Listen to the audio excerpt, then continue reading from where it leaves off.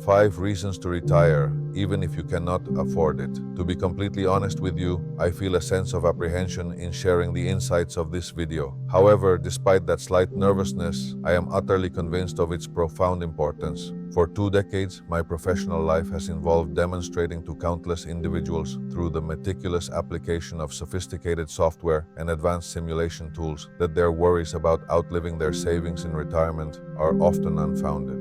I've spent years reassuring people that they won't run out of money. Yet, after all this time and experience, I've come to a somewhat startling, counterintuitive conclusion. Sometimes, it truly makes profound sense to consider retirement, even if, on paper, you currently believe you cannot fully afford it. In fact, I would go further than sometimes. I believe this is often the case, more frequently than most people realize.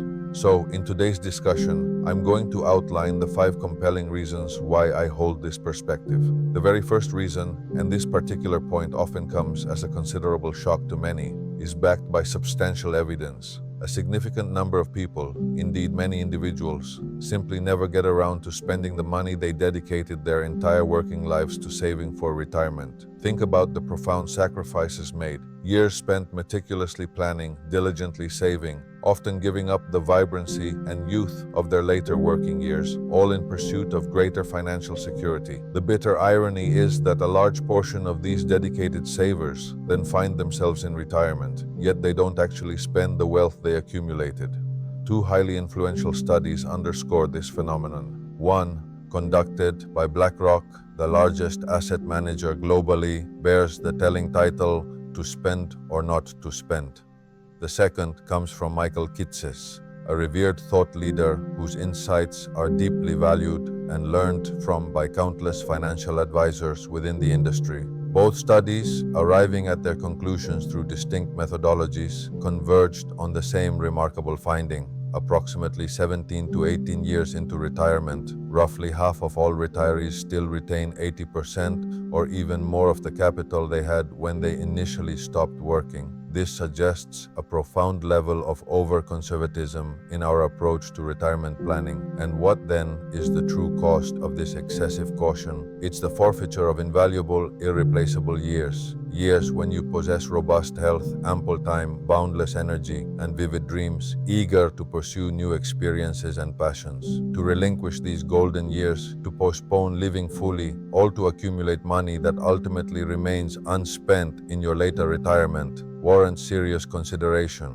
Of course, I must emphasize that this isn't personalized financial advice. Your individual circumstances are unique. However, I earnestly urge you to engage in a deeply thoughtful and deliberate assessment of whether the trade-offs you are currently making genuinely serve your ultimate well-being and aspirations. The second compelling argument for considering early retirement, even if your financial projections seem tight, revolves around an undeniable truth. Your health far surpasses your wealth in importance. Consider some of the globe's richest individuals. Take Warren Buffett, for instance, who, at the time of this recording, is approaching his mid-90s, boasting a net worth well over $100 billion. The question arises, would Warren willingly divest himself of nearly all that vast fortune, perhaps retaining a mere $1 billion in exchange for regaining the vibrant health and boundless energy of a person in their 60s? While I've never had the opportunity to pose this question directly to him, though I did meet him once, I strongly suspect his answer would be a resounding yes. The sobering reality is that most of us begin to lose our robust health considerably sooner than we anticipate. A pivotal study conducted by the World Health Organization, known as the HALE study, Healthy Average Life Expectancy, illuminates this stark fact. The crucial word here is healthy. While general life expectancy continues to climb globally, a critical metric in the United States is actually stagnant or even declining. The age at which most Americans experience a significant, often irreversible, decline in their health. This could manifest as a life-altering cancer diagnosis, a heart attack, a debilitating stroke, or similar health crises. Such events frequently mark a point where regaining full health becomes an unlikely prospect. Globally, the healthy average life expectancy generally ranges between 70 and 75 years, sometimes extending slightly beyond. However, in the United States, this figure tragically hovers at just 66.1 years of age. This means that for many, the onset of significant health issues occurs barely 13 months after the typical retirement age. My deepest aspiration for you isn't just to accumulate enough money to retire, though that's certainly important, but critically, to possess sufficient health to genuinely savor and enjoy your retirement years.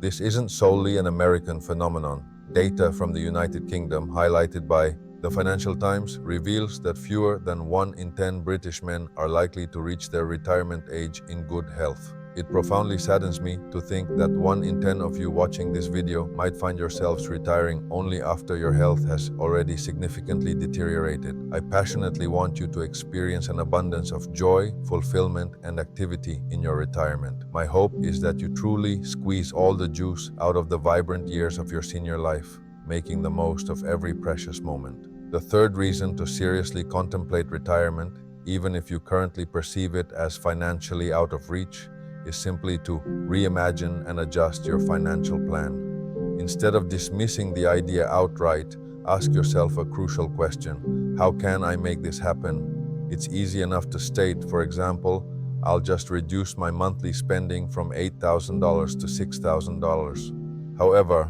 uttering those words is one thing. Actually living on that reduced budget is an entirely different matter. Herein lies a powerful strategy. Perhaps you're not yet ready to fully commit to retirement, but you are willing to test drive a new, more modest budget. What if, using our example of $8,000 current monthly spending, you genuinely experimented with what it would feel like to spend just $6,000 for a month or two?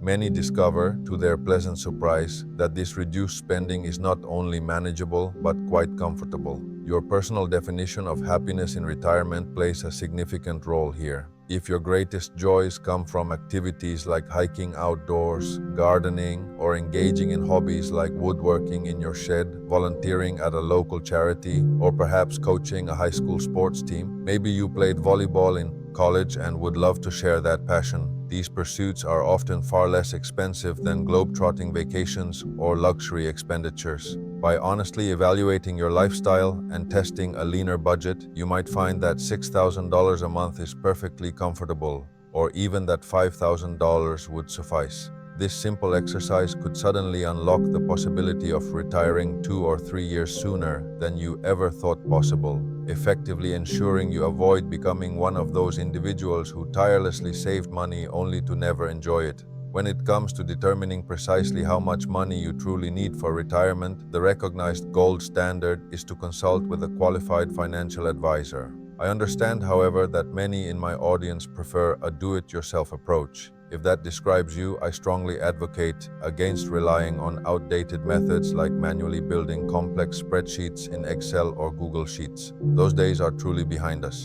Today, there's an array of excellent, user-friendly, and powerful software available that can help you meticulously determine your retirement needs. These tools allow for comprehensive scenario planning, are incredibly intuitive, and remarkably affordable. Among the various providers, the software I personally favor is called Balden, which was previously known as New Retirement. You'll find a link to Balden here. As an affiliate, your use of that link directly supports this channel, and I genuinely appreciate your contribution. Moving on to our fourth crucial point. Before I utter the word, allow me to pose a question. What financial burden in retirement could possibly exceed the cost of taxes, Medicare premiums, or even the strategically planned taxes on a Roth conversion? The answer unequivocally is divorce.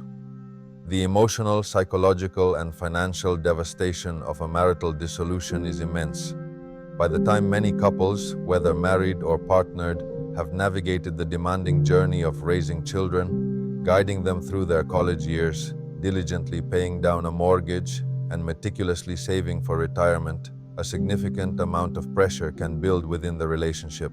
It's a common and candidly often normal occurrence for couples, even in healthy relationships like my own, to drift apart during these intense life stages. Fortunately, In my personal experience, my wife and I consciously chose to reinvest in our relationship, actively working to reconnect and grow closer again, which has been a truly wonderful and enriching experience. But consider this: if you're currently uncertain about having sufficient funds for retirement as a couple, imagine the daunting prospect of suddenly having only half of those assets due to divorce.